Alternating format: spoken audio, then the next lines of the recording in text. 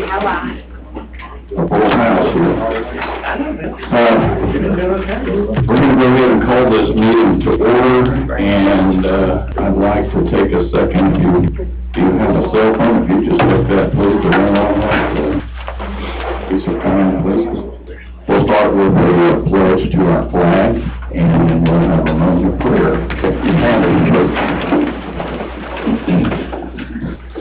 I pledge allegiance to the flag of the United States of America and to the republic for which it stands, one nation, under God, indivisible, with liberty and justice for all. Father, again, we thank you for another day, another case of just being able to experience all the goodness and the mercy that you bestow upon us, Lord. We pray for those in our community as we get started here tonight, Lord. We know there are those in need, those who are grieving the loss of loved ones. You'll be with them. Lord, I pray especially for as we go through our county's business tonight that you'll give us clear minds, let us speak openly and frankly about these issues. And Lord, that whatever is accomplished, whatever is said, done here tonight, that it's glorifying to you. And then as we depart, Lord, we'll pray for safe traveling mercies. We ask these things in your name. Amen. Amen.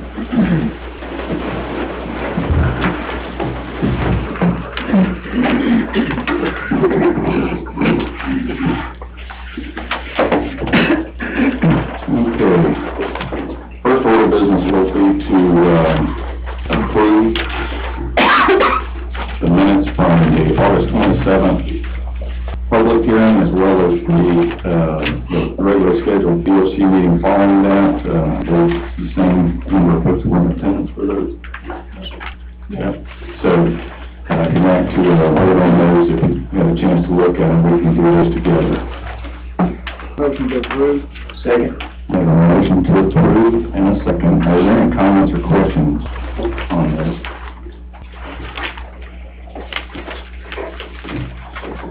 Seeing none, well, I'll start with Commissioner Allen. Yes. Yes. Yes.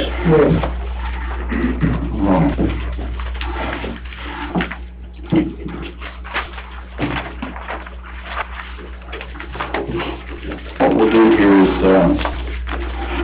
we have a number of items on our agenda tonight. I've got business involving guest groups from multiple visitors, and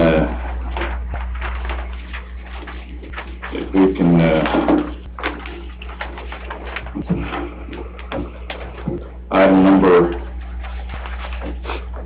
item number 8 on our agenda is to consider a proclamation recognizing September 17th through 23rd as Constitution Week. We do have guests with us tonight, I understand, the Fathers of the Revolution. And what I'd like to do is to slightly rearrange our agenda to go ahead and recognize the proclamation. And this will also permit those that if you choose not to remain, you'll be able to depart. But I did want to take a minute and read the proclamation, and following that, we'll get a vote from our board here. This is a proclamation, Constitution Week 2018, September 17th through 23rd. Whereas September 17, 2018 marks the 231st anniversary of the drafting of the Constitution of the United States of America by the Constitutional Convention. And whereas it is fitting and proper to officially recognize this magnificent document and the anniversary of its creation. And whereas Public Law 915 guarantees the issuing of a proclamation each year by the President of the United States of America, designating September 17th through the 23rd as Constitution Week. Now, therefore, be it resolved that the Board of Commissioners of Madison County, Georgia, do hereby proclaim the week of September 17th through 23rd as Constitution Week, and ask our citizens to affirm the ideals the framers of the Constitution had in 1787. I have, in this whereof, I have hereunto set my hand and caused the seal of the County of Madison to be affixed this 10th day of September of the year of our Lord 2018. And with that, I'll just ask for a vote to approve that proclamation. So moved, Chair. Okay. Second. Yeah, second, okay. I'm assuming there are no comments on this. We'll start with Commissioner Strickland. Yes. Yes. Yes. Yes. Yes. Very good. Thank you so much for those of you caring enough to attend and make sure that we put that on our agenda to recognize. We do have some signed copies for you. Would you like her secretary?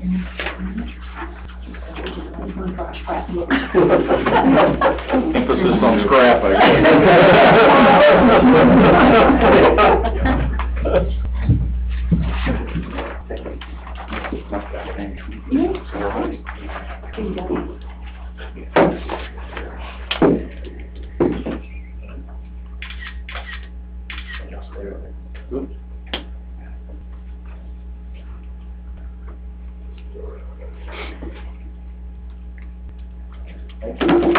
Thank you for your time. Thank you very much for Thank y'all for coming. Thank you, ladies. Thank you.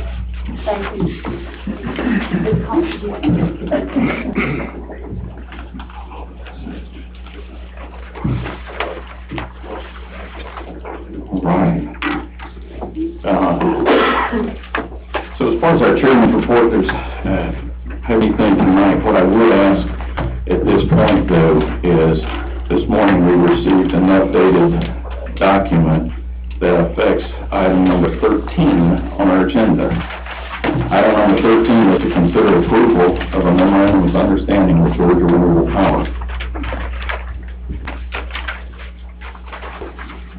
This memorandum of understanding has been worked thoroughly. I think it's about the best way I can put it. Two-thirds. We received version 21 today of the document.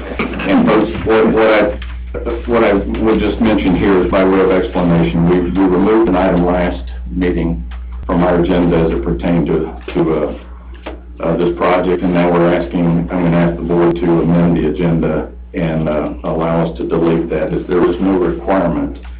With version 21, the references to county within that document have been stricken, and it's an arrangement between Georgia Renewable Power and the Madison County Industrial Development Building Authority.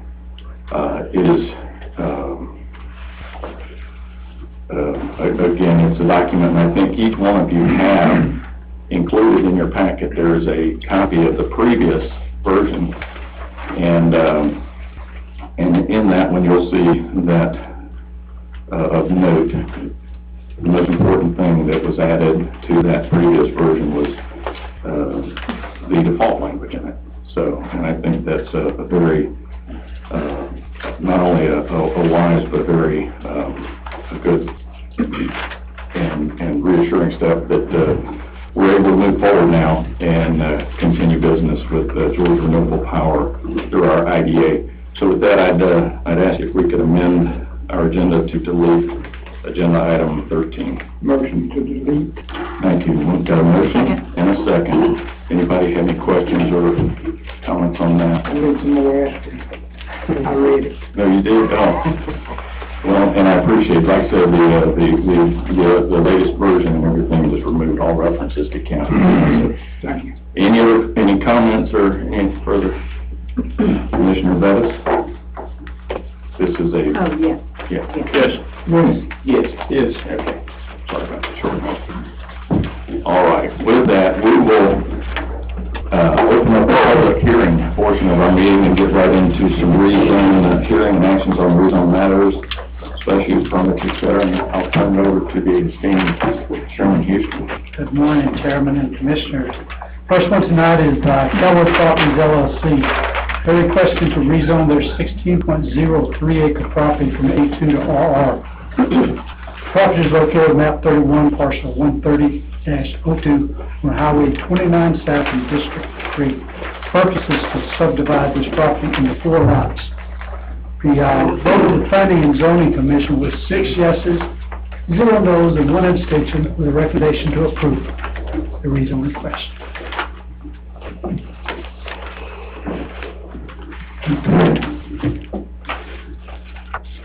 And folks, what we'll do by way of protocol here is we'll open the floor first for an opportunity for those to speak in favor, the petitioner, Cowboy Properties, and then I'll offer a chance for any to speak in opposition, and then we'll come back to rebuttal.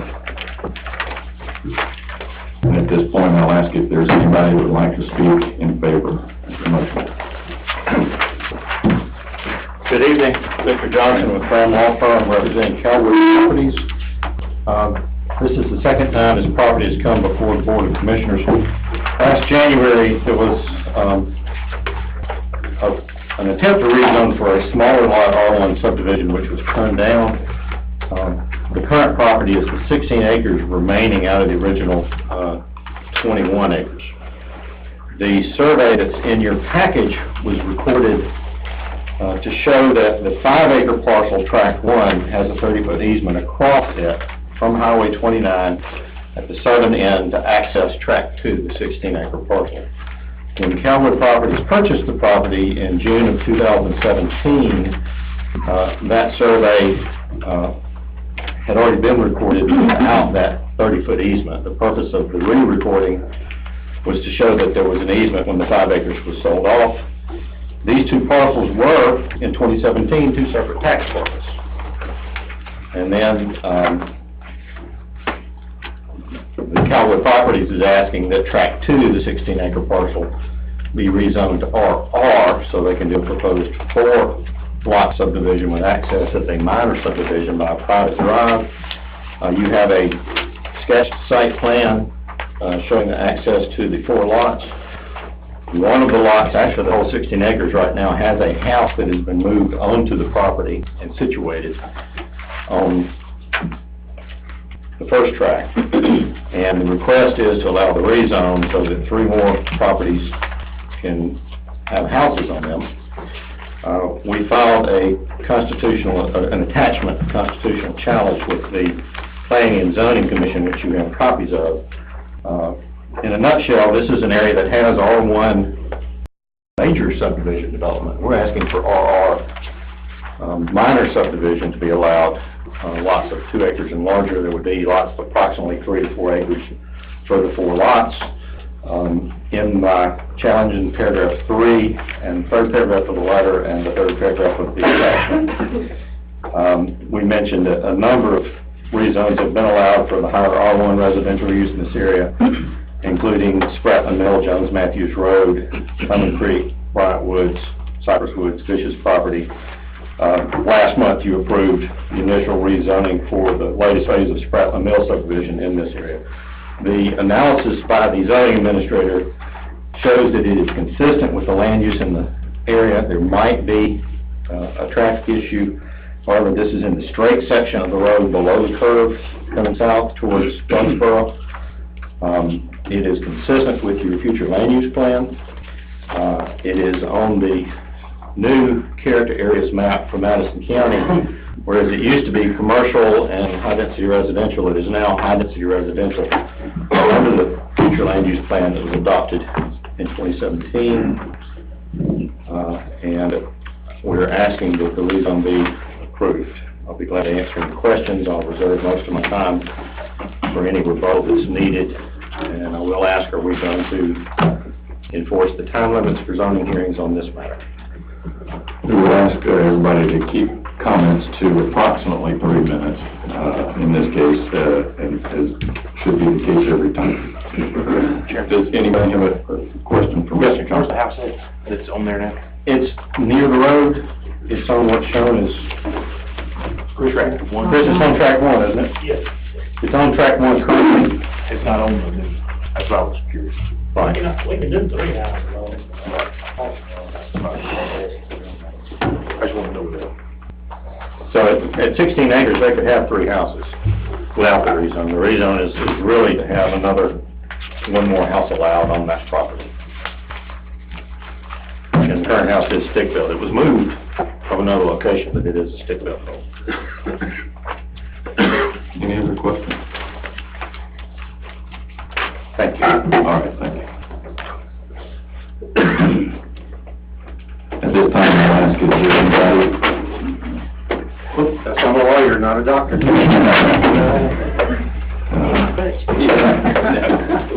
Sorry. Don't hit her any, please.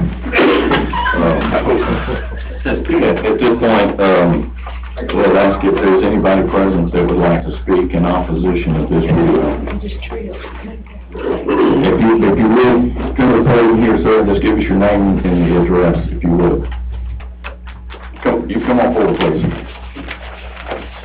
My name is Wayne Lewin, and I've been before the board and Mr. Carver, I think you agreed, I've spoke to you 3 different times. And, I know there's been a lot of talk about the traffic issue, but between the last time we were here and tonight, there's been 1 death and 7 accidents. One of them was 2 tractor and trailer road trucks. And I know there was a traffic survey done, and you told me you would let me know how that turned out. Haven't heard from you. You also told me there was no permits, including DOT. You also told me that there would be, I was informing you that they told me there was a house coming in. You told me there's definitely no house coming in, and there's a house in place. If there's no permits, how can all the work pretty much have already been completed? They have crossed the 5-acre part, and this is no part of this meeting tonight, but the road had to go across there to do, the road, excuse me, the road cut right up to our line, If one of our grandkids steps off of our property, they could be injured. It's about the height of this right here. And it's just incredible to me that we're here tonight talking about it, and everything has been pretty much completed. Their equipment has been sitting there for months after all this has been done. I mean, if they can do it, why does he come before the board? And also, we was in the Pulliam building for 17 years. I'm wondering if the commissioners are aware of it, or even DOT, but there's a culvert down there that's right in line with where this drive or road is gonna come out. When we were down there, I'm sorry, but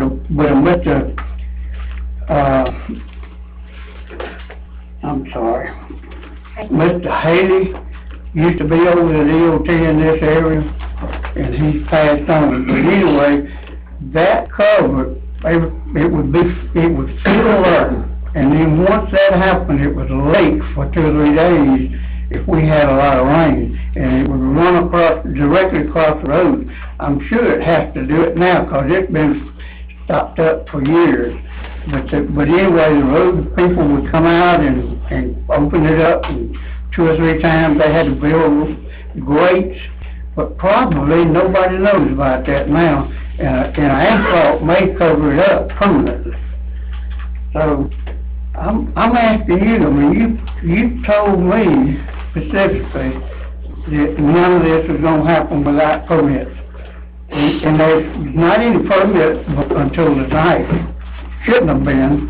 There's a house there and a yellow tag. Evidently, 1 permit must have been issued. How? I'm asking. Okay, and I'll go ahead and respond, and we'll get to the next person. We'll try to keep this moving and everything. When you and I spoke, Mr. Edelman, I told you exactly what the case was when we spoke. I did follow up with a gentleman whose name's Robert Simpson with, DOT, and, the plan was is if there were any more than 5 residences, if there were 5 new residences going in, they would elevate that to, a different, department or a different division within, DOT. Since this does not exceed whatever, I have not received anything back from him. He's aware of that culvert that you mentioned. I shared everything that you just shared with me. And, at the time, that house going in there, to my knowledge, there was not a permit. And what I would do is I would defer to our building inspection office to determine whether or not a permit is in place or was in place at that time. That is the function of their office. You're gonna do that? I will, and one's kind of sitting right here behind you, but I'll make sure that all that was in place, but I know, through our conversations, and I appreciate that you and I did speak, and I've spoken with a number of folks, and all I tried to do is, in this case, is play honest broker and just make sure that everybody got afforded the same right to the use of their property. Sometimes how that happens and how we go about it is not as pleasant as it could be. I agree with you 100%. But, to my knowledge, everything that should have been in place, and all the contacts and the notification I told you I'd make, I did make, and I have record of that. Well, I haven't heard from you. You promised that you would let me know. Well, I hadn't heard back from them on anything that says that there was a problem there. That's what I'm sharing with you right Well, now. I'm just saying if this can happen, Yeah. there's no need for this meeting. Well, this meeting is to actually determine whether this should be approved or rezoned for the subdivision of that property. It's not about bringing that house in.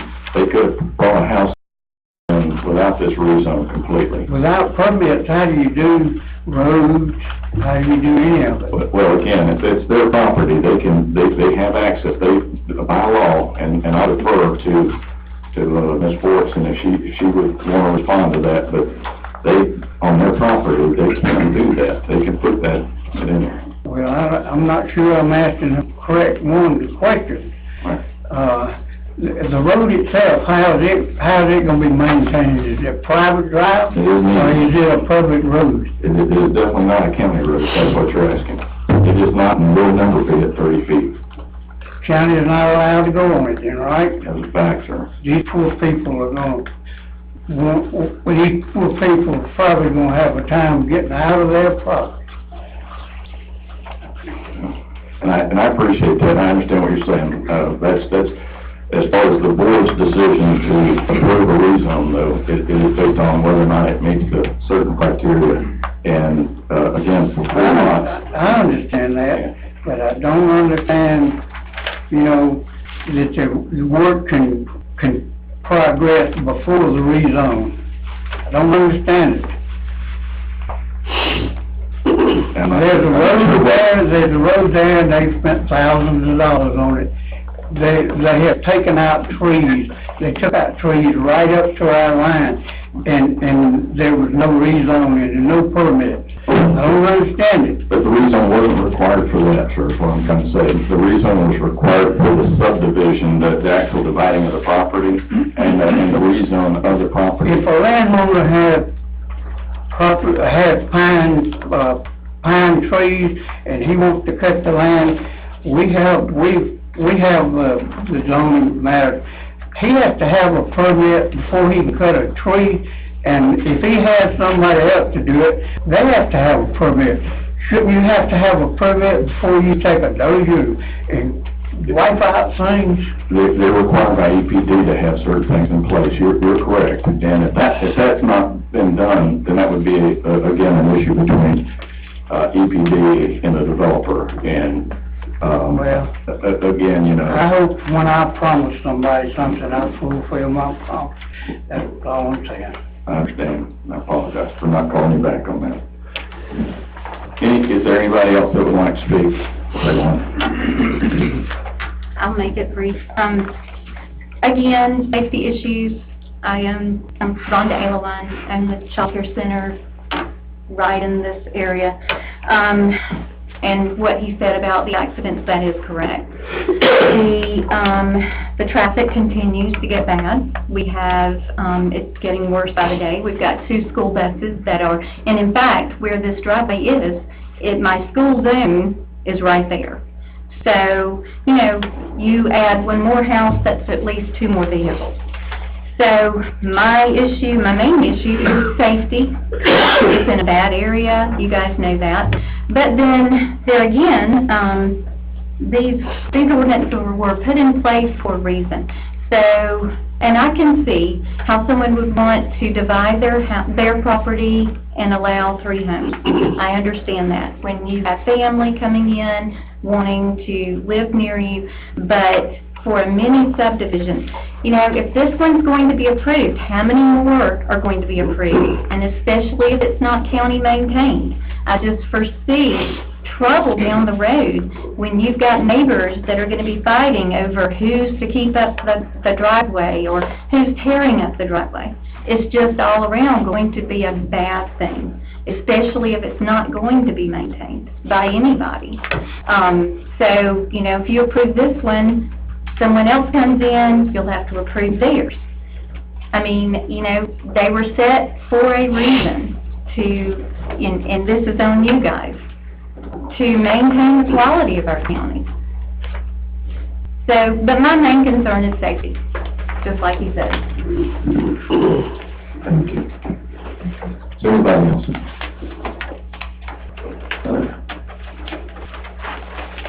Mr. Chairman, my name's Frank Ginn. Said and I want to make sure that I come in to thank all of y'all for what you do every day. Said to serve the citizens of Madison County. Put on my new hat in my new role over with the Industrial Development and Building Authority. I look forward to working with you a little closer. Said probably see me a little bit more often. Said it's great to work together on this renewable power plant. Said I look forward to a lot of exciting things happening there and growing jobs and opportunity here in Madison County. As you know, anytime you need me, all you gotta do is pick up the phone, call. But thanks for what y'all do, and thanks for letting me come by and say hello.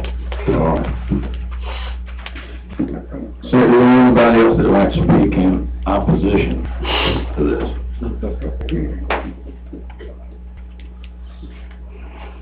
That wasn't much of a rezone, was it? Okay. Matter? I'm not seeing anybody, so, with that, we'll, give Mr. Johnson a chance to rebut,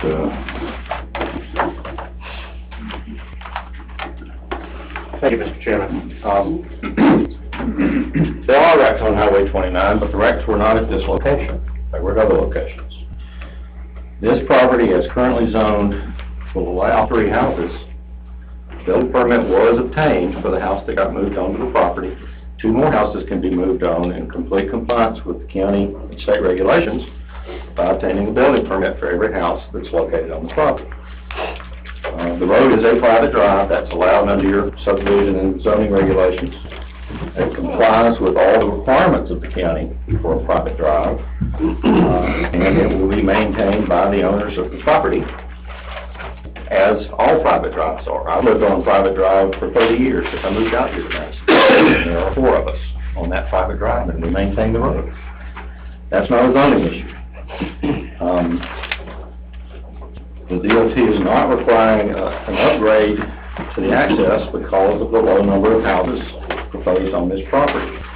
The driveway that was improved was an existing driveway that had been in existence, and that's why the road was put at the southern end of this property. There was a question during the planning and zoning meeting about moving that driveway to the northern end, but that would require cutting it back, placing it closer to the curb instead of in the straightaway, and also moving or relocating utilities. The future land use plan, of course, shows all of Highway 29 as a highway corridor, and adjacent to that, we are in the neighborhood residential district, which is traditional neighborhood developments with high residential development density. The point of the neighborhood residential zone in your future land use plan is to maximize infrastructure efficiency, concentrate development, concentrate houses, and in fact, the future land use plan says typical dwelling densities are a unit per 1/4 to 1 acre. That's in the comprehensive plan you all adopted in February 2017. The property is in compliance with the comprehensive plan. It has met all of the zoning requirements in the zoning administrator's evaluation. He did state there might be an issue with traffic. However, this number of homes is nothing like the development that's already been allowed to the east, to the south, and to the west.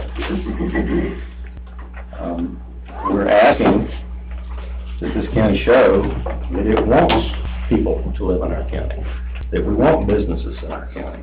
We don't get businesses without rooftops.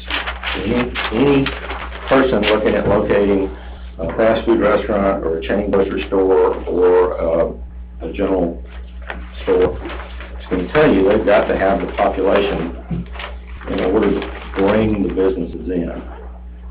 The current drive location is in the straightest section of the road on this property, down at the southern end. All the permits that have been required for this house are obtained, and in the future, the other houses that get built on this land will also go through the permitting process. Zoning isn't permitting. Zoning is whether to rezone property to allow the use to fit in better with the plans of the county. If we don't follow our plans, if we don't allow businesses to come into the county, and construction is a business, almost 10% of the jobs in Madison County, according to, I believe it's the workers' comp numbers, are in construction, and that provides local jobs. So we're asking for this rezone to allow one additional house on the property. They can already build 3. It's in the zoning district for high-density development. This is nowhere near as dense as the current subdivisions in the area, which are major subdivisions. And if you look on the local zoning map that Ms. Fortson prepares to go with the zoning application, there are a high number of R1 properties in this area, and we're asking for RR. Mr. Jones is here on behalf of Callaway Properties. If you have questions, I or he will be glad to answer them. Otherwise, we respectfully request that you allow this rezone to occur. Thank you. Okay. We'll close the public hearing portion and come back to the business part of this and have the commissioners take for consideration the request Callaway Properties LLC to rezone 16.03 acres from A2 to RR. You've heard the comments. Open the floor for a motion on that. Motion to approve. A motion to approve. I'll second that, Chair. And a second. Is there any discussion or comments on this? I'd just like to ask for clarification. Was there a building permit for the house that was moved in? Yes, there was. There was, okay.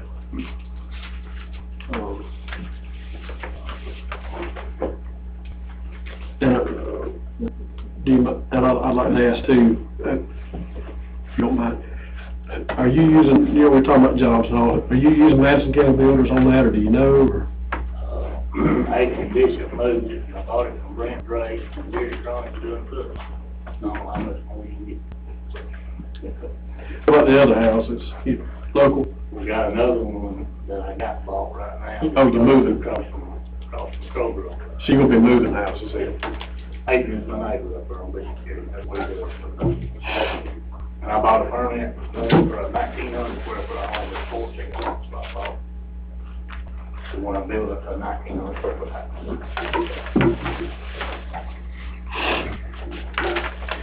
Are there any other questions or comments?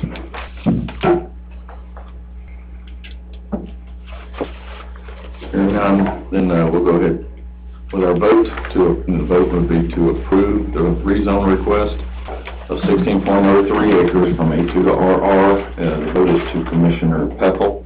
No. No. Yes. Yes. Yes.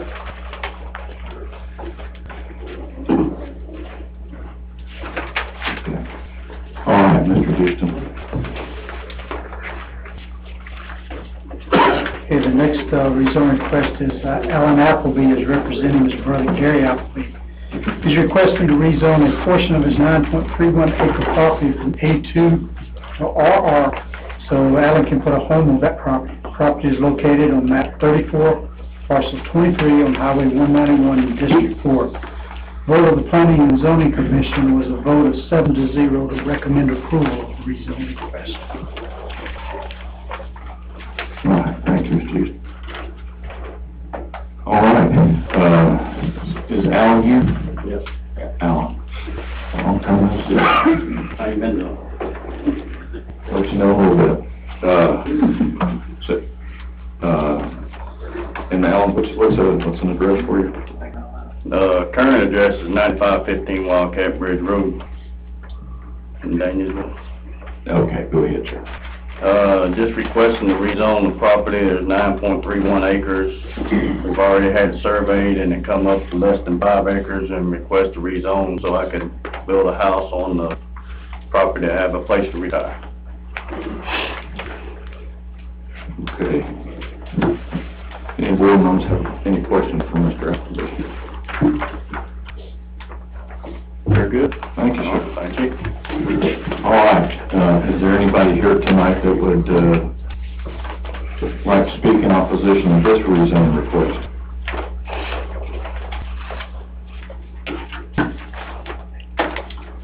Anybody at all?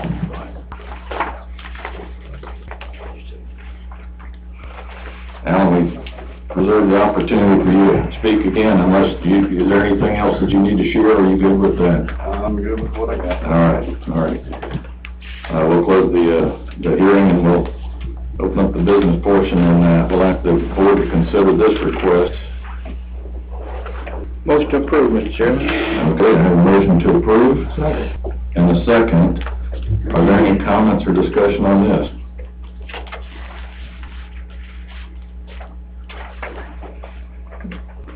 Again, the motion and the second are to approve the rezone of 9.31 acres from A2 to RR.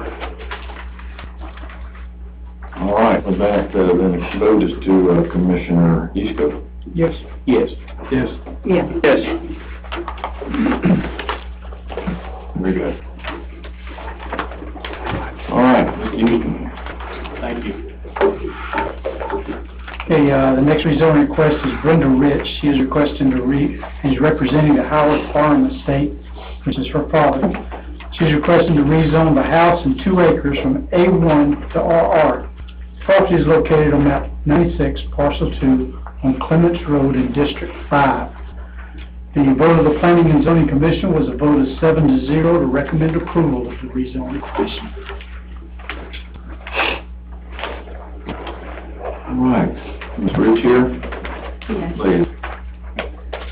Yes, I'm representing, my brother and I were left the property, and he wants to move into the house, and I would request like at least 2 acres, and most of it's in farmland that we rent, or I rent, and he wants to live in the house, and that's the way we would like to request that you done it.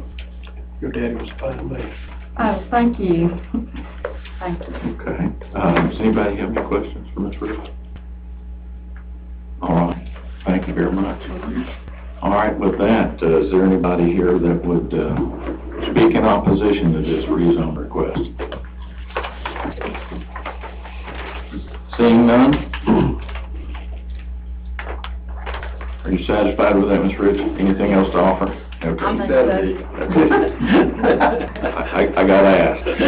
All right, we'll close the public hearing and open it up for business. So the request or the vote would be to approve the rezone request of 2 acres for the house from A1 to RR. Motion to approve. Second. We have 3 seconds. We have 3 seconds. I got Mr. All right. That's pretty good. We can get 3 seconds, we can't get 3 minutes, y'all. I have a motion and a second to approve. Is there any discussion or comments on this one?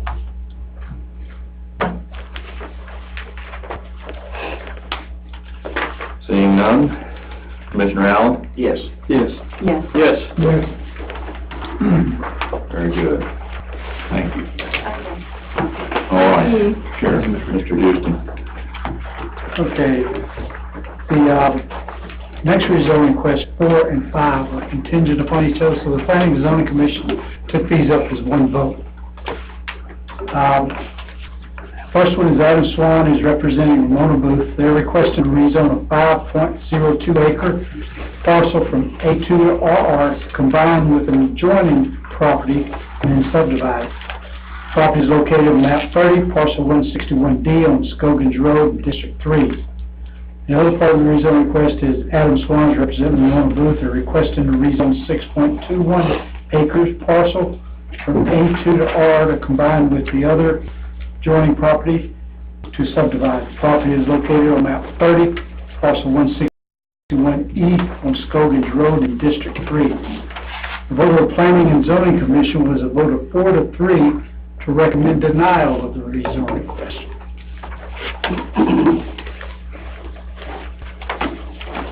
Okay, thank you. Again,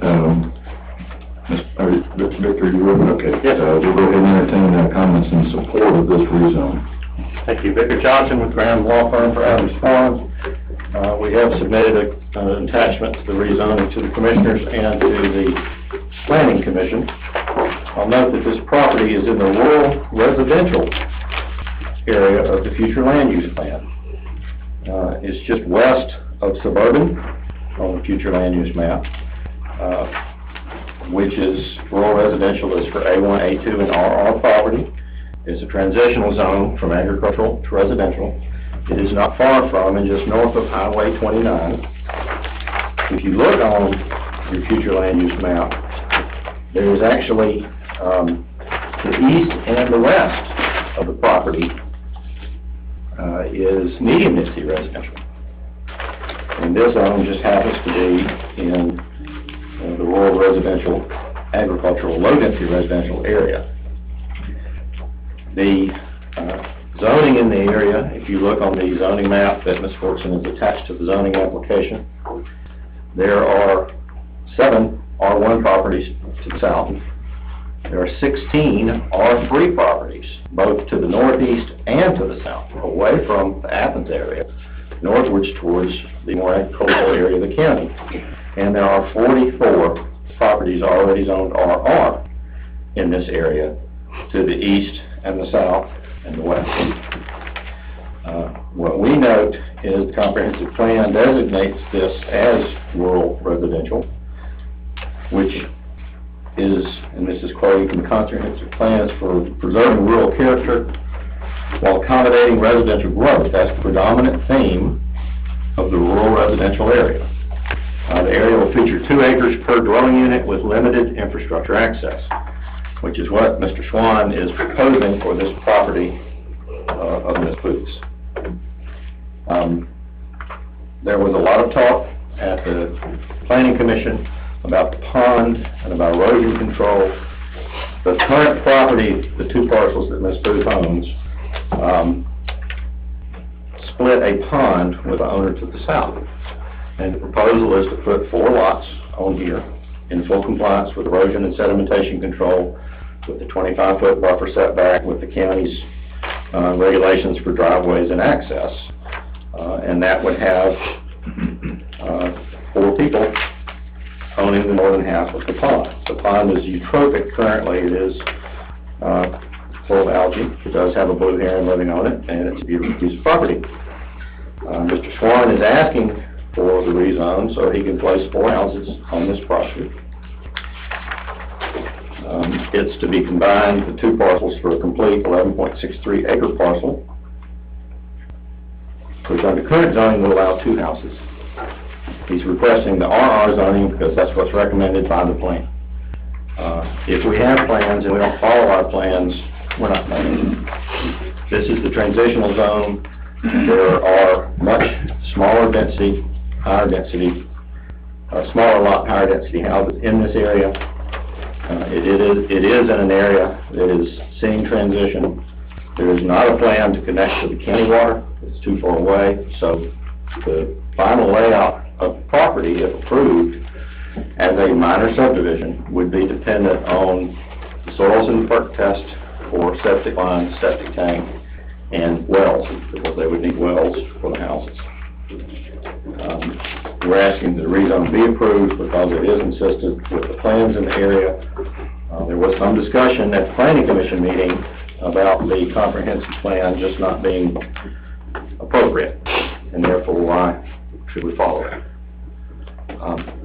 I will follow whatever the county regulations are. This is your current comprehensive plan. This is what we've got to look at. I can't come up here and argue the old plan because it's been replaced. So if we're going to follow our plans, we're going to go forward into the future, we have got to do our rezoning according to what's in the comprehensive plan and not just according to what the neighbors may or may not want. I don't think 4 homes is going to be an adverse impact on this area. It's not like we're putting in or proposing to put in a bunch of 1.5 acre, 2 acre lots with a major subdivision and a road. It's currently a nice area that people would like to live on, and the lake can be an amenity. So we're requesting the rezone, and I'll reserve the rest of my comments for rebuttal. I will note there is a topo overlay on the site plan that you've got. I think that's a 2-foot contour interval just based on what I know of the land. Any drainage issues that are currently there would have to be dealt with. The property does drain to the southeast, and any access road would have to comply with erosion and sedimentation control. If there is drives put in, they'll be ditched. There'll be culverts where necessary, so that there's not an adverse impact on the neighbors. I do note the zoning administrator has found that every one of the conditions in the analysis of the rezoning request are not going to create problems, and that the existing land use in this area is residential agriculture, and that the proposed change is consistent with the plan. And if you look at the zoning map, where we've got 44 RR lots and 16 R3 lots in the immediate area, it is consistent with that plan. Thank you. Okay. Yes, sir. One second. I was, having built that house up there on corner 106 in East Commerce. Do you have any idea if he's gonna be building the same type of houses in here? I don't know, but I do know that he only builds houses. He's got a good reputation. He's building a lot of homes in this county. He's doing the Tumbling Creek Phase 2 development. Well, they just listed that one 279, I think. So, I mean, it's not in his application, but I've never known Adam Swan to do anything other than build stick-built, high-quality homes. He's been doing this for 10, 15 years in this area. He's got a good reputation. You know, he doesn't just put in a shoddy product and walk away from it. Okay. Thank you. Yes, sir. All right. At this time, is there anybody that would like to speak in opposition to this rezone? I'll take the lady first and then the gentleman up here next, okay? Hello, Wendy Meehan. I don't think you know who I am really. I'm sorry? Could you spell your last name? Yes, Meehan. You guys might know my husband. He's famous for his cakes. James Wable. Very famous. Yeah. And we live on 430 at Diamond Hill Mills Road. Just as a sort of a point of clarification, I need a little illustration for you.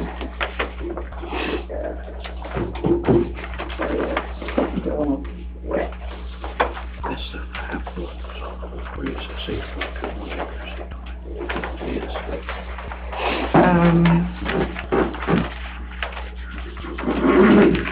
I have a question before I even start. This property is sort of referred to as Miss Ramona, but I understand she sold it, right? So it's sold, so it has nothing to do with, she's a dear friend, that's why I don't want her to yell at me tomorrow. She put us in the deal.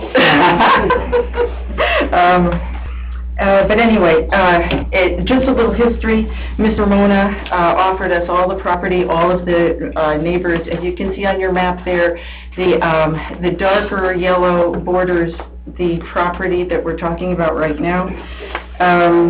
all of us declined because we have enough property, and we just assumed that because that was also zoned A2, that there would be a house on each lot. It's a very awkward piece of land, and it's sort of buried in between or among a whole bunch of other lots.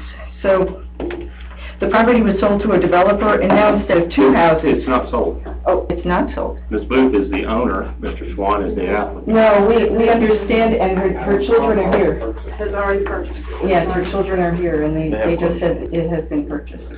Well, at the time of application, she was legal owner. Okay, and so now she's not, it has been sold. Okay, so we clarified, I was confused too, so I understand.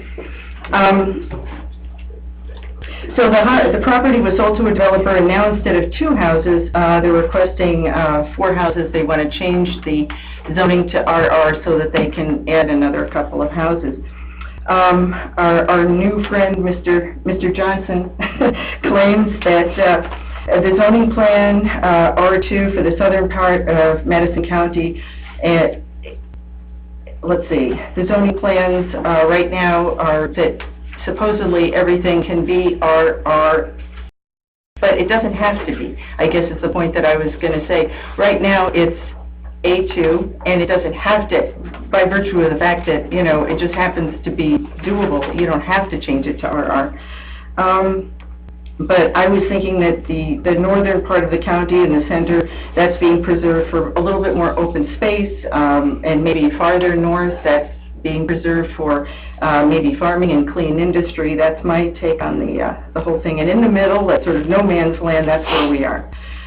You'll also hear Mr. Johnson talk about we need affordable housing, so these are smaller lots and things. I don't think that this is going to make a huge impact on affordable housing or anything like that.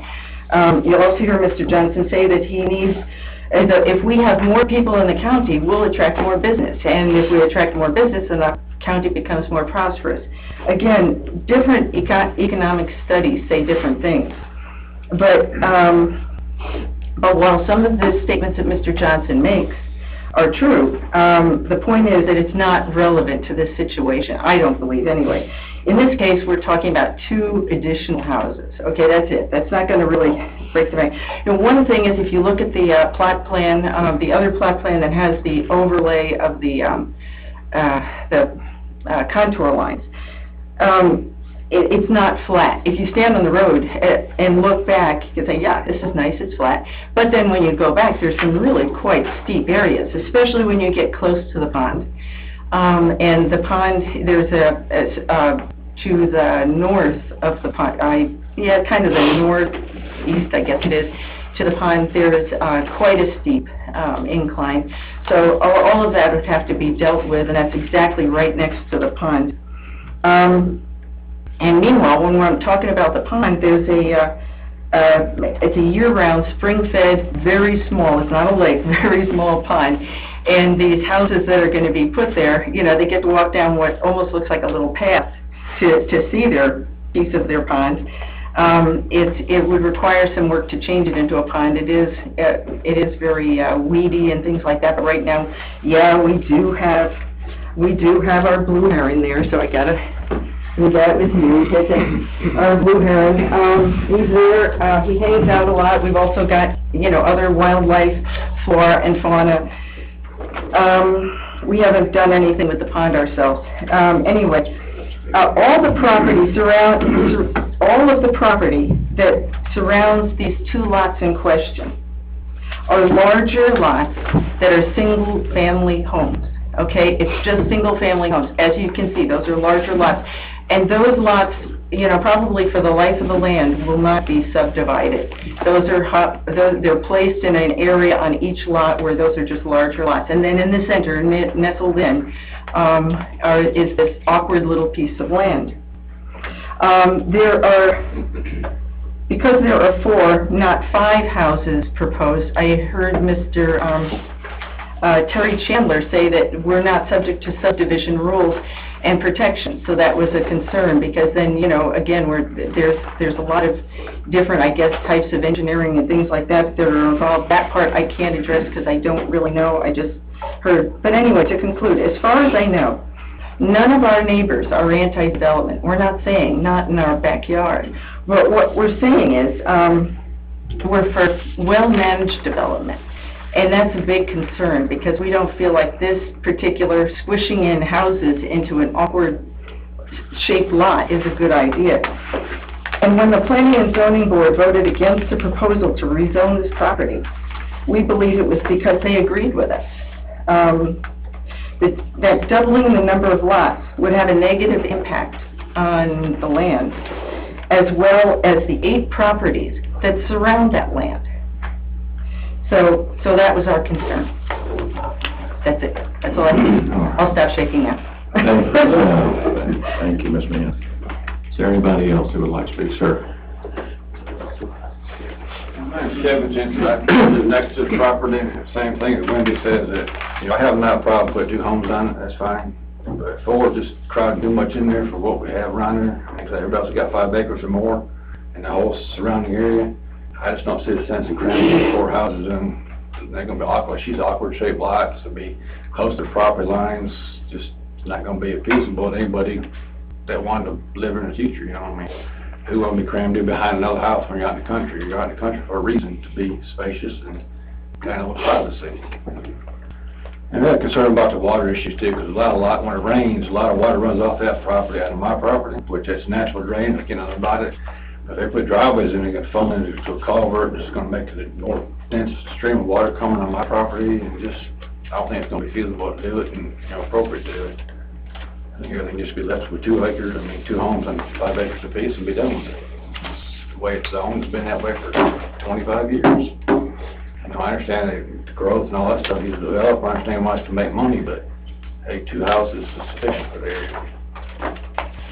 I did have a petition on neighbors inside, if you guys like to have it or not.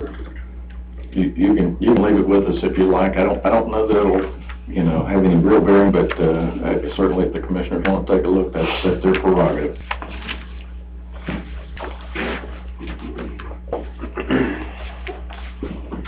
All right, thank you, sir. Is there anybody else who'd like to speak in opposition? Yes, sir.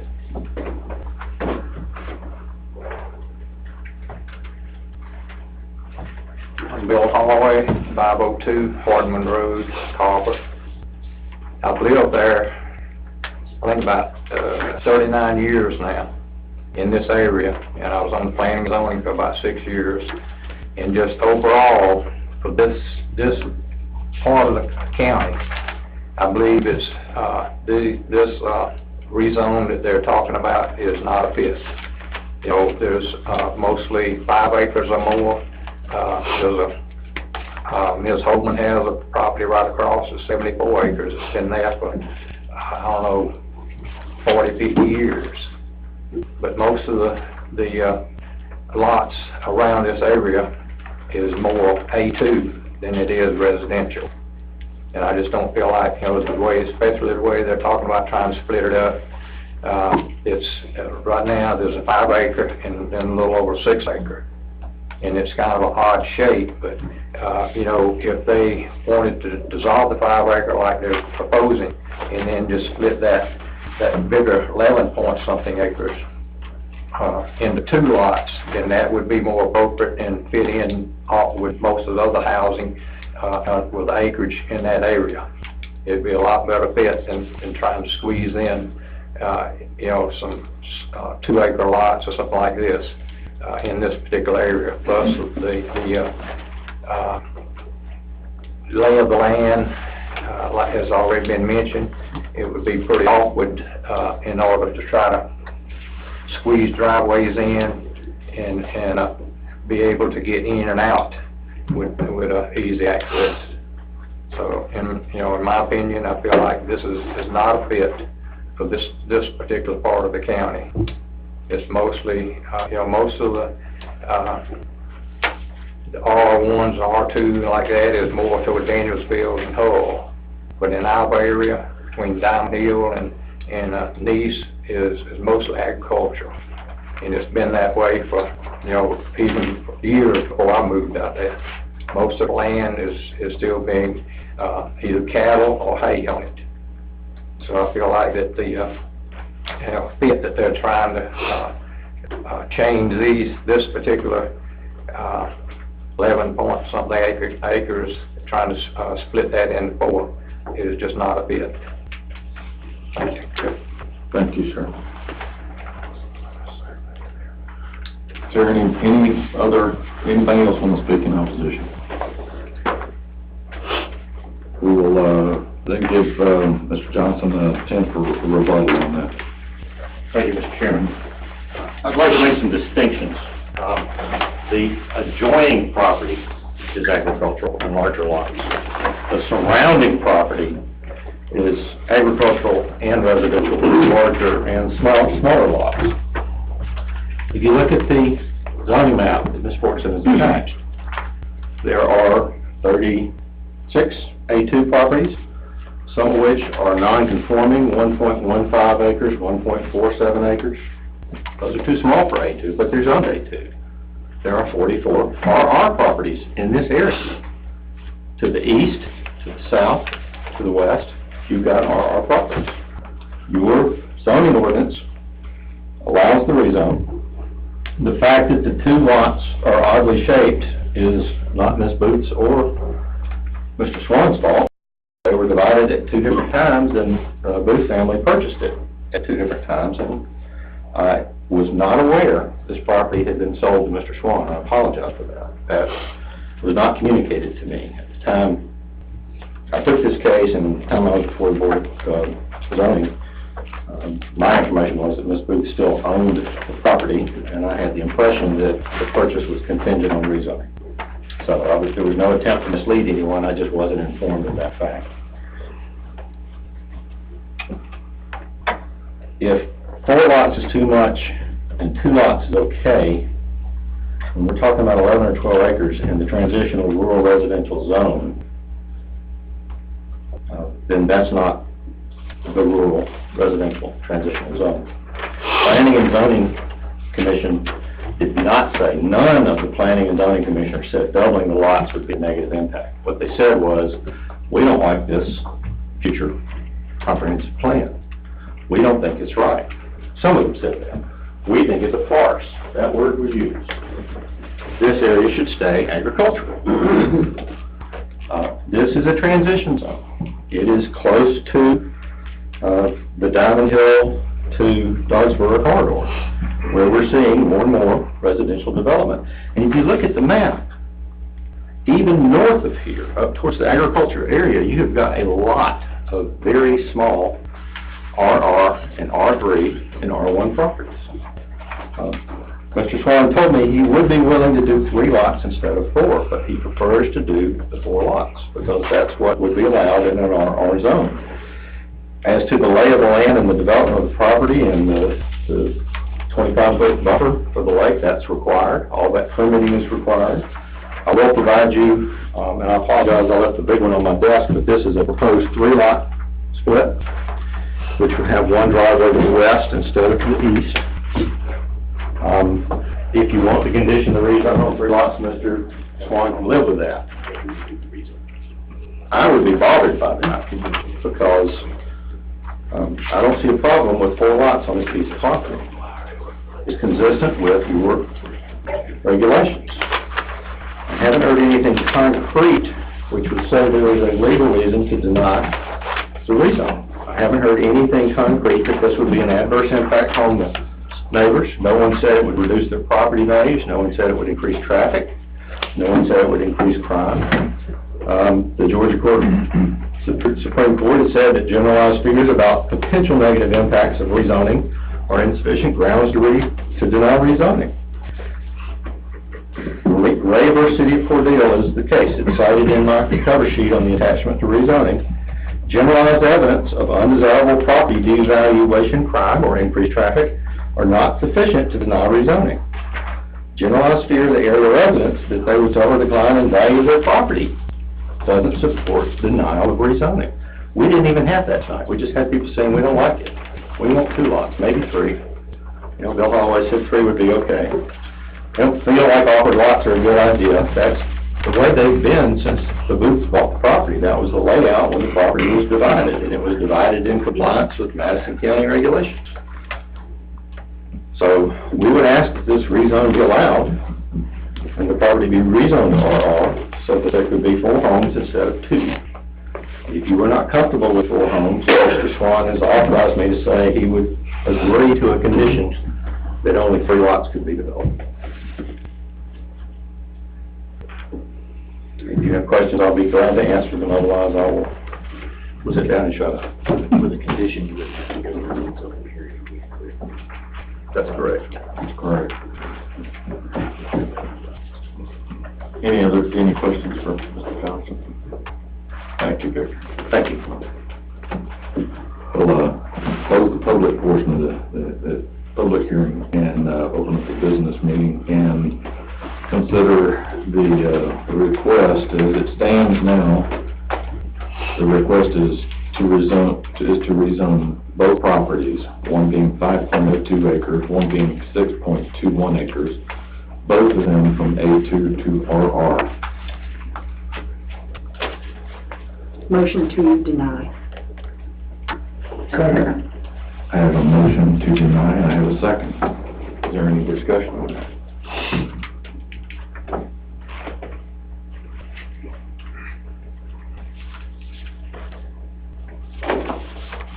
Hearing none? I think we're Commissioner Strickland. Yes. Yes. Yes. Yes. No.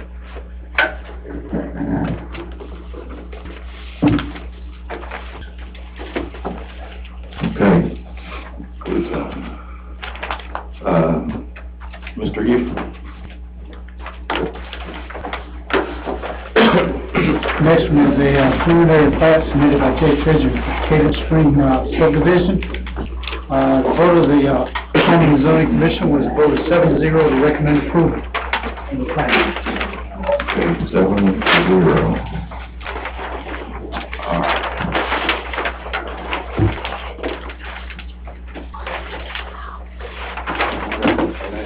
Shelby, I was gonna ask if anybody needed a minute to step out, or y'all gonna say?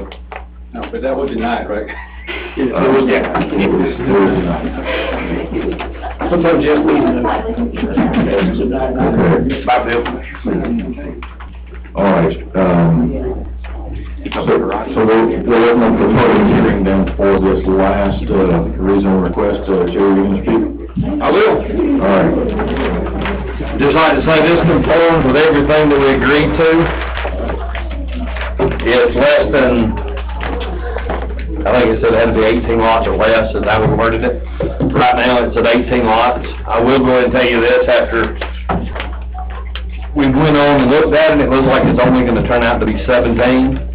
Right there at the end of the cul-de-sac, looks like I'm gonna have to put 2 of those lots together to make one, because there's a ditch line that runs through there now that we've run our level 3 soils and all. Looks like we're only gonna end up with 17 lots, but this is the preliminary, we're working on that right now, but I'm 95% sure we're gonna end up with 17, not 18. Which that always happens when you're doing this, so. But everything else conforms to what we agreed on, so. I hope it looks good, y'all. Okay, is there anybody here tonight that would like to speak, in opposition of this, you'd have to have a good idea of what it looked like to speak against it, but you're welcome to come up and look at it if you want to speak against it.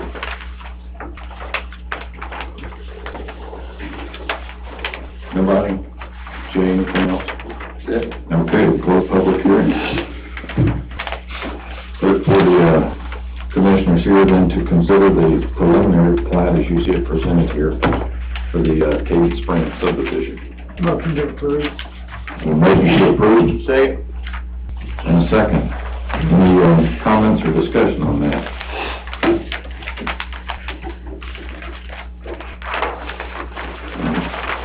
All right, our vote, Commissioner Bettis. Yes. Yes. Yes. Yes. All right, very good. All right. Thank you both, Mr. Houston, Ms. Fortune, thank y'all for joining us tonight. Walk slowly, walk softly.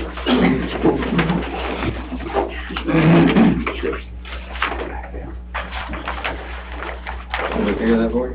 Yeah. All right, at this point, folks, we'll open up the floor for statements and remarks from citizens on agenda items. Those items would include 6 through 12, as it turns out. Anybody at all?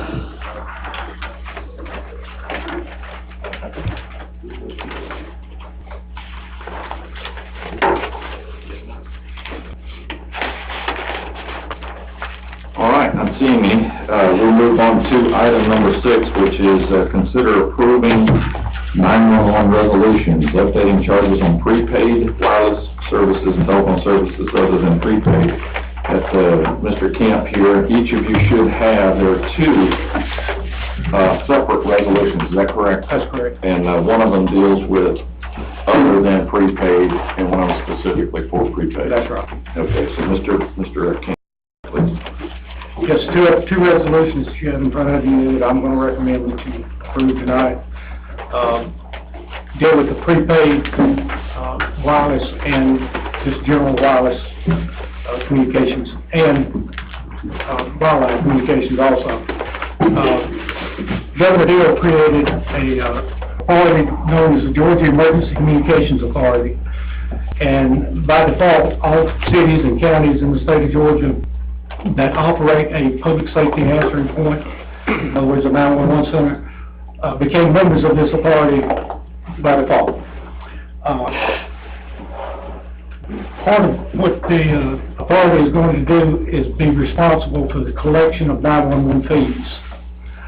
They're going to do this through a partner. The Department of Revenue will actually collect fees and then pass them along to the authority. The authority will then pass those fees out to the different counties and cities that operate the 911 centers. So these 2 resolutions that you have in front of you are basically for the benefit of the Department of Revenue, so that they can start collecting. Now, this will take effect January 1st, 2019. However, we have when we put a resolution out there like this to collect fees, we have to give it a 120-day waiting period. So if it's approved tonight, I made copies of a whole bunch of stuff except for the resolution. I can't tell you what the exact date is on that resolution, but if it's approved here tonight, then I think the 18th, at midnight on the 18th of January, our resolutions will expire and fees will then take effect. Okay, and that's just for clarification, maybe I'm looking at it wrong. It says 911 charges under this section shall commence on January 9th? 9th, yeah. It's January the 9th? Okay. January 9th, is that, I believe, and it's...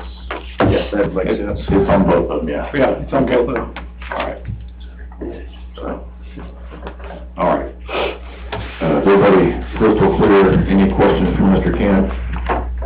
Again, this is basically the go-ahead to collect those fees. If we don't do it, we don't get the fees. Right, yeah, and again, I think this brings the prepaid under the same. It does. I believe this makes it easier for us to check, see if we're actually getting the fees that we It deserve. does, it creates a mechanism for audits of the wireless carriers, of the wireline carriers, to make sure that we're getting the money that's due to us, and every other county and city also.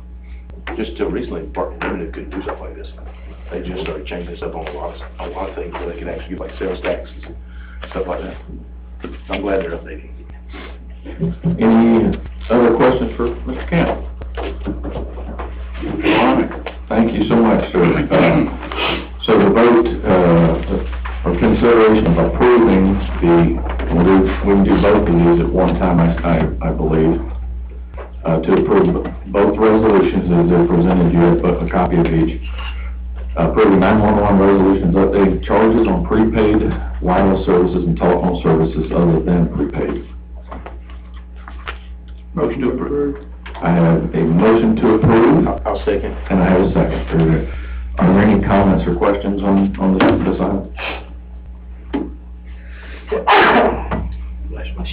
Seeing none, Commissioner Bettis? Yes. Yes. Yes. Yes. Yes.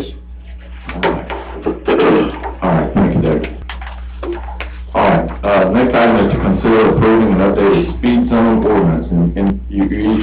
copy that was, provided by DOT. The reason, in the past, this has only required the signature of the chairman, is a listing, if you will, of those roads, both county and state, in Madison County, and it's listed on the top of page 1 of 6. It makes the comment, the Commissioner of Madison County is hereby requesting that the following roadways be approved for the use of speed detection devices. So, just to be clear, the roads that are listed in this document are the ones that have been approved to run radar or the counters that you may see down on the, attached to the pavement, so. And we'll be looking for a motion to approve this speed zone ordinance. Motion to approve. I have a motion to approve. Second. And a second. And I'd like to comment that you'll see this document go around the new requirement. The reason we're doing it in this form tonight is because it does require the signature of each commissioner this year. So a motion and a second. Any discussion or comment on that item?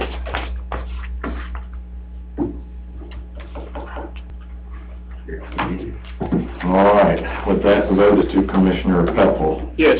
Yes. Yes. Yes. Yes. All right. We're now on item number 9. This is the consider approving the September 10th, which is a document that you have at the top of the page that has September 10, 2018 budget amendments. Considering approving these budget amendments, and you'll see there are 6 amendments that are listed. Our auditors require a trail to track the vote for expenditures, and these items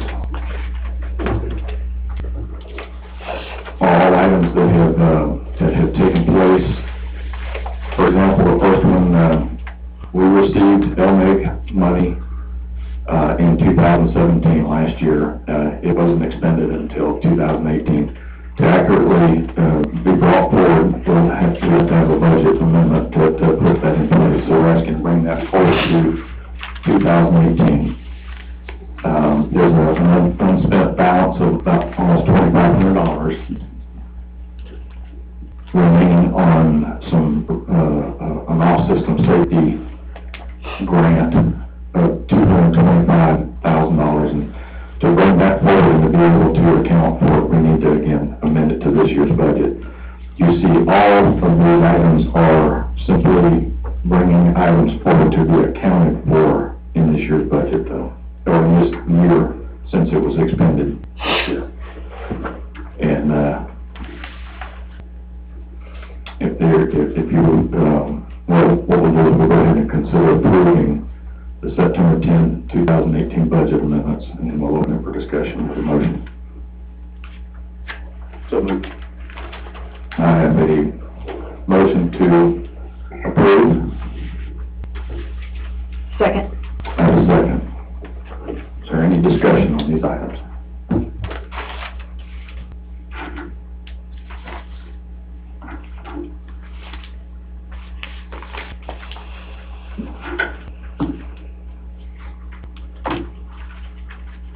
Seeing none, the vote is to Commissioner Eastcoat.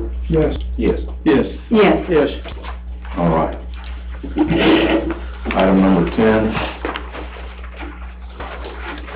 You each have a copy of a resolution to amend the Madison County Code of Ordinance as it pertains to our purchase policy.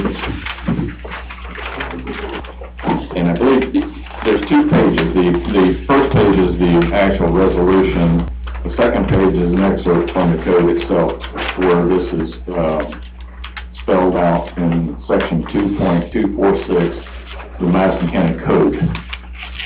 As you look at the resolution, all the language in under item 1 there, you'll see A sub 1, emergency purchases. This is a recap or a reprint of what is existing in that current section. And then sub 2 is cooperative cooperative purchases. And again, this is an amendment, and I'll go ahead and just read the amendment, but it's cooperative purchases are those made through a group arrangement that aggregates demand to obtain favorable pricing. Cooperative purchases may be made through either joint solicitation or piggyback arrangements. And examples include the United States General Services Administration, the Georgia Department of Administrative Services, the National Cooperative Purchasing Alliance, and the National Intergovernmental Purchasing Alliance. Again, this language is actually industry language, and Georgia is one of 4 states that currently approves the use of cooperative purchasing. And again, we want to make sure that we go ahead and amend our ordinance to include that. So moved? I have a motion and a second. Any comment or discussion on this item? Hopefully this will update us where we can start getting a little better, getting a bunch of stuff too. I hope so. There are a lot of agencies that have gone out. This can be used in conjunction with state contracts. It can be used in conjunction with sealed bids. It can be used in conjunction with anything, but it is a viable means through an agency that has already vetted vendors, and that would again reduce the legwork and a lot of the time in making purchases. So that I have a motion and a second to amend the purchasing policy. Any other comments or questions? Commissioner Allen? Yes. Yes. Yes. Yes. Yes. Okay. All right. Next item is consider purchasing 5 power stretchers. We had a discussion not too long ago. The discussion was to consider, well, actually it was part of our budget discussion, where we set aside money per year to make the purchase of these power stretchers. These power stretchers, for those of you who may not be familiar with this, the company is Stryker. Stryker is a national company. Most medical services use these types of stretchers, and what they do is it's battery operated, and it does the lifting as opposed to having the medics or the coroner lift.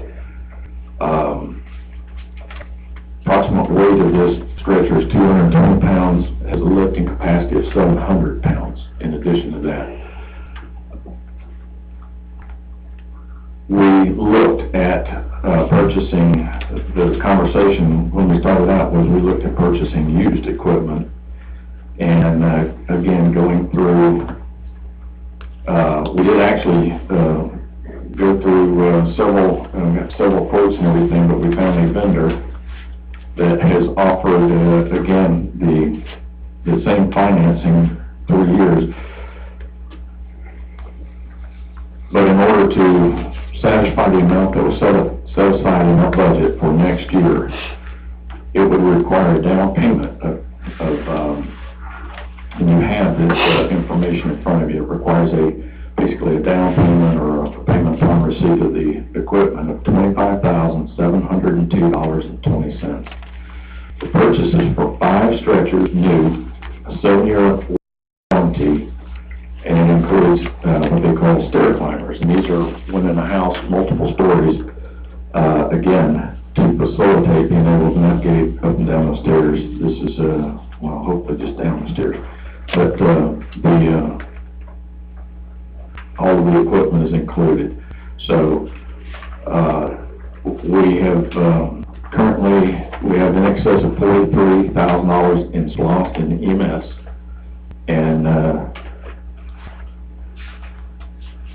so my recommendation would be to pay the $25,702 for that initial payment, and then through our budget through the next 3 years, annual 0 interest payments, approximately $24,000, and this would pay the balance. And that was what was set aside in our in our budget this year, so, I ask that the board consider purchasing these power stretchers with a 7-year warranty and 4 stair chairs for a total of $97,707.20. Bruce Stryker with finance terms of $25,702.20 due upon receipt of the equipment to be paid from EMS SPLOST. 0 interest payments on the balance to be paid from the general fund out of the capital outlay line item for years 2019, 20, and 21. So moved. I have a motion. Second. And I have a second to purchase.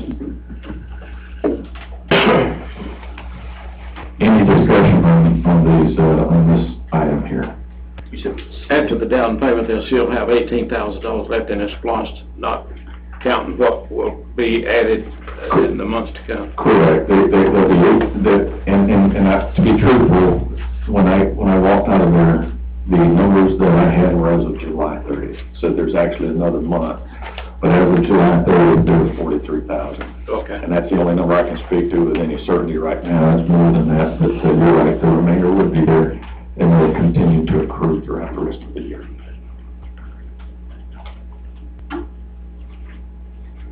Any other questions or comments on this? I've lost my place as far as voting. Back to Commissioner Allen? Yes. Does that sound right? Okay. Yes. Yes. Yes. Yes. Okay. All right, this is the last item on our agenda tonight, is a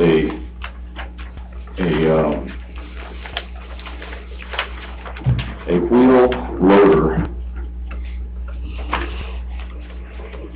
And, you have the information in front of you as far as the specs. This is a state contract, you've got the information on that.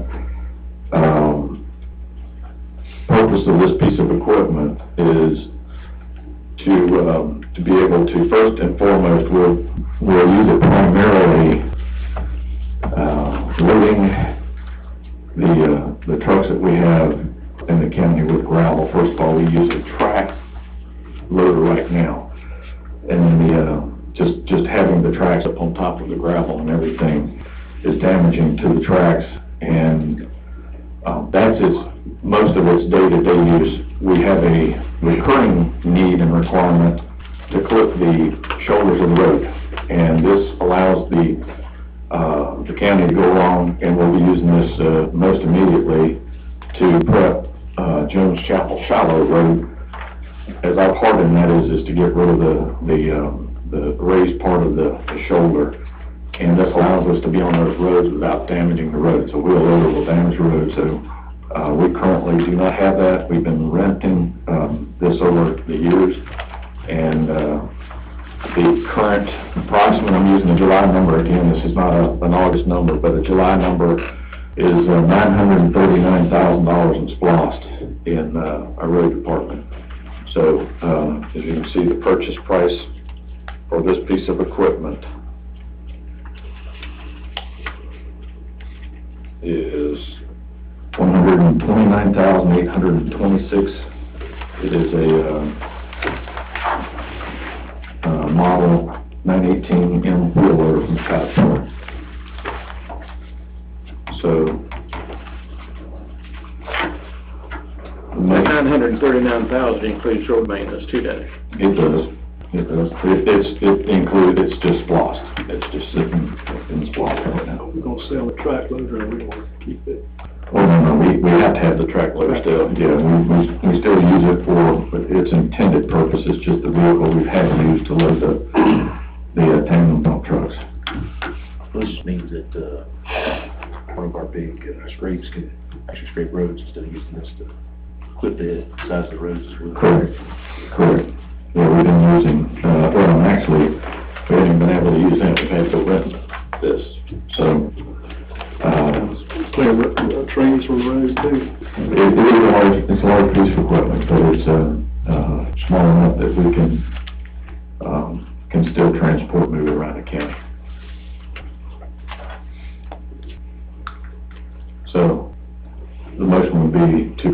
purchasing a rubber tire loader or a wheel loader.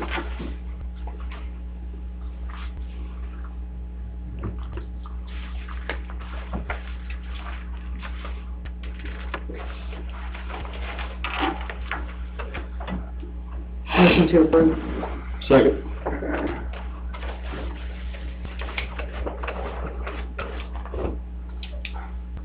Have a motion to approve and a second.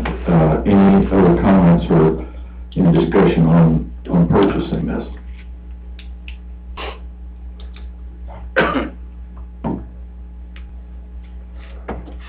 Hearing none, Commissioner Sherrill? Yes. Yes. Yes. Yes.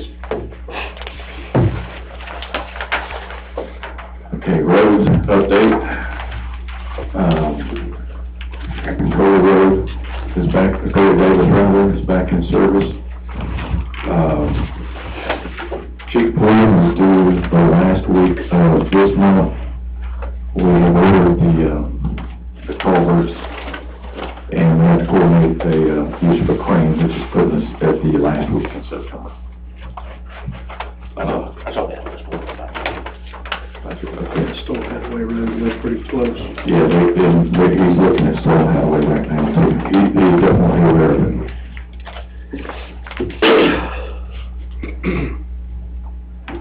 Any other update that we might have him concentrate on?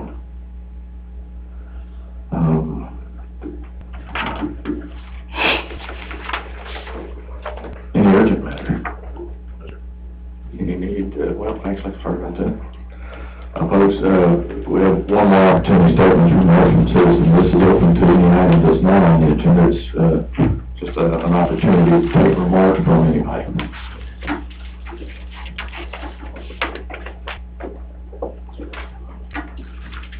Colleen Flores. I am the owner of one of the properties on Highway 29.